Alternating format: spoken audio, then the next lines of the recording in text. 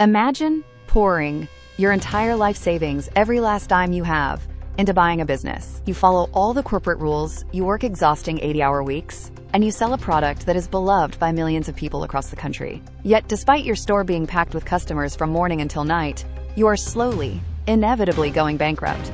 And the entity bleeding you dry, ISN, a ruthless competitor across the street, and ISN, a sudden, unexpected shift in the global economy.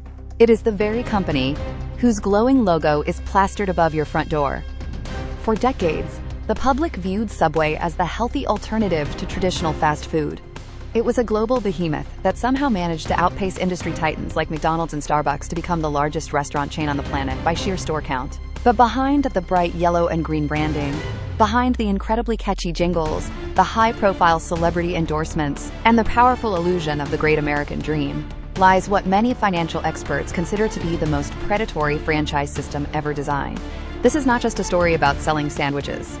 It is a deep dive into a brilliantly disguised corporate wealth transfer, a system that actively cannibalized its own small business franchise owners to artificially inflate its internal numbers. You are about to discover the dark reality of how Subway, a beloved industry giant, secretly engineered a business model that practically guaranteed the financial ruin of the very people who built it from the ground up. To understand how this colossal trap was meticulously set, we first have to look at the bait. In the beginning, the proposition offered by Subway was almost irresistible. The fast food industry has historically been a playground exclusively reserved for the wealthy. To open a McDonald's or a Taco Bell, you typically need millions of dollars in liquid assets, extensive restaurant management experience, and a willingness to navigate a brutal corporate vetting process. But Subway's founder, Fred DeLuca, spotted a massive, completely unexploited market, the middle class. He targeted the everyday people who desperately wanted to be their own boss but only had a modest retirement nest egg to invest. DeLuca, who famously started his sandwich venture with a mere $1,000 loan from Peter Buck, realized early on that heavy cooking equipment, massive deep fryers, and large, standalone real estate footprints were incredibly expensive. But slicing cold deli meat and baking frozen bread dough? That was phenomenally cheap. Subway engineered a masterful loophole in the traditional American franchise dream. They dropped the barrier to entry to the absolute floor. While other legacy brands demanded astronomical franchise fees, you could buy into the Subway system for an initial fee as incredibly low as $15,000. The pitch to the public was intoxicating. Be your own boss. Build generational wealth for your family. Join the fastest-growing restaurant brand in the entire world, and for a long time, it truly looked like an absolute financial miracle. By the early 2000s, driven by highly aggressive marketing campaigns that positioned Subway's food as a literal medical miracle for weight loss, the company reached the dizzying height of its power. They were opening thousands of stores every single year. Their private corporate valuations skyrocketed into the tens of billions of dollars. Global media outlets and financial magazines consistently praised Subway as a masterclass in aggressive business expansion. They were opening locations inside gas stations, tucked into the corners of laundromats, inside church basements, in hospitals, and in practically every single strip mall across the globe. They had achieved absolute, undisputed market dominance, eventually boasting over 44,000 locations worldwide. It was a modern-day gold rush. But this rapid, seemingly unstoppable expansion was entirely a carefully crafted illusion, built on a secret sauce that was fundamentally toxic to the people running the stores. The real secret sauce of the Subway empire was not the bread, the fresh vegetables, or the proprietary ingredients. It was the massive royalty structure. And this is where the genius and the sheer, unfiltered cruelty of the Subway system truly shines. Most successful, long-lasting franchises operate on a model of mutual success. If the franchisee makes a healthy profit, the corporate office makes a healthy profit. Their financial interests are directly aligned. But Subway severed that connection entirely.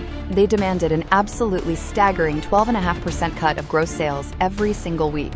That breaks down to 8% for corporate royalties and 4.5% for the National Advertising Fund.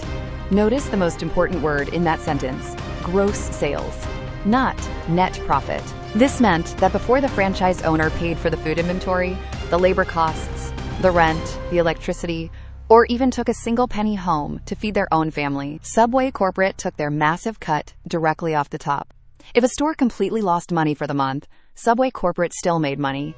If a store was barely surviving on razor-thin margins, corporate executives were thriving.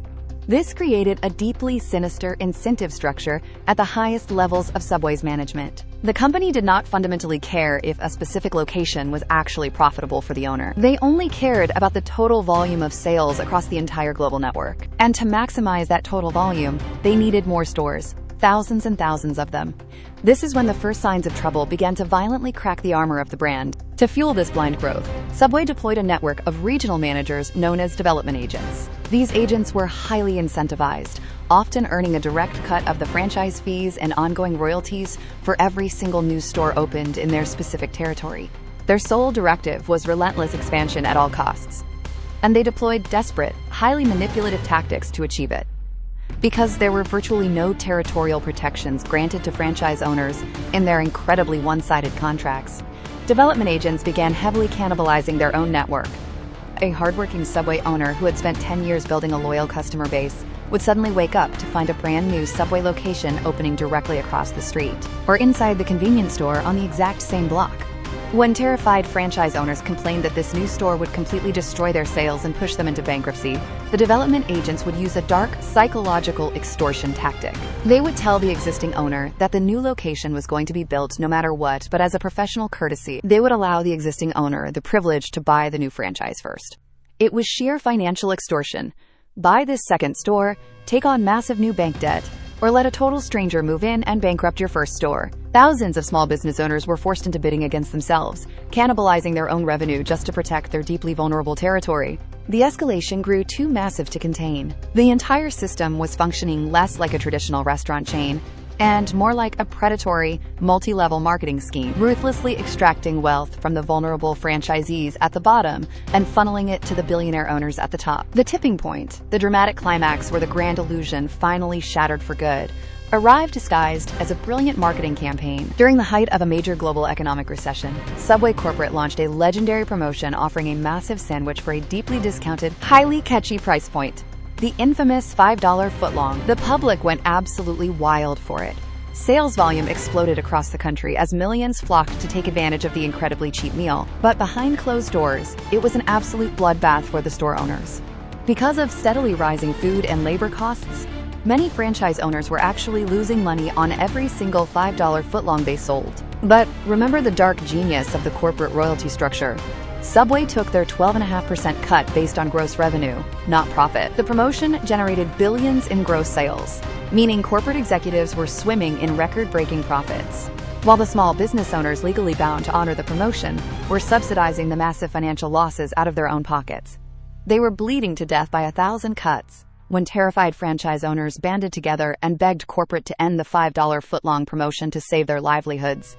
They were largely ignored, threatened with breach of contract, or subjected to relentless surprise inspections. Subway used a notorious system of aggressive, almost microscopic store inspections to find minor infractions. A cucumber sliced a millimeter too thick, a single fingerprint on the glass display, or a slight uniform violation could result in devastating financial fines. In the worst cases, corporate used these incredibly minor infractions to completely terminate the franchise agreement, seizing control of the store, pushing the original owner out into bankruptcy, and reselling the fully built location to the next unsuspecting victim for yet another franchise fee. The downfall was catastrophic and widely publicized. Over the next few years, the system violently collapsed in on itself. Thousands upon thousands of Subway locations shuttered their doors permanently. Heartbreaking stories flooded investigative journals and financial news networks. Families who had mortgaged their family homes to buy into the American dream were left with nothing but crippling debt and broken lives. Court transcripts, ongoing lawsuits, and leaked internal communications revealed a corporate culture that viewed its franchise owners not as valued partners, but as cattle to be continuously milked for every last drop of revenue. Today, the remnants of this once untouchable empire look vastly different. Following the mass exodus of devastated franchise owners, severe public relations nightmares, and the eventual passing of its founding leadership, Subway was recently swallowed whole by Roark Capital, a massive private equity firm, in a multi-billion-dollar buyout. The original architects of the system walked away with unimaginable, generational wealth, safely insulated from the devastating financial wreckage they left in their wake. But what does this story actually teach us? It exposes a terrifying loophole in the global financial system and a fundamental vulnerability in human psychology. We are deeply conditioned to believe that a recognizable brand name, guarantees safety and security. We automatically assume that if a corporation is ubiquitous and highly visible, it must be operating ethically. But the harsh reality is that the franchise model can be easily weaponized. It can be twisted from a tool of mutual growth into an incredibly efficient engine for predatory wealth extraction, shifting absolutely all of the financial risk onto the individual small business owner, while funneling all of the guaranteed revenue straight to the top. When you peel back the complex layers of this corporate behemoth, you realize you are not looking at a fast food company at all. You are looking at an aggressive real estate and royalty collection agency that simply happens to use sandwiches as its currency.